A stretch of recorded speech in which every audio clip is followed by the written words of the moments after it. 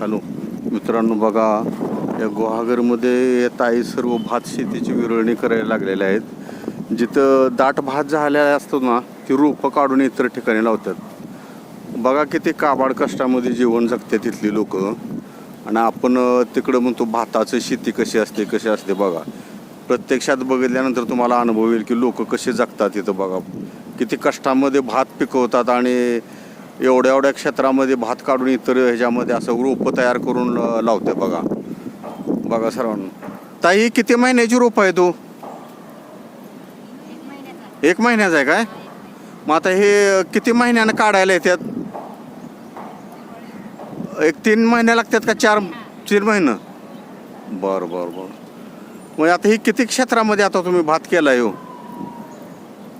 आता ही गुंठ किती आहे? 1-2-3 गुंठ भरेल का?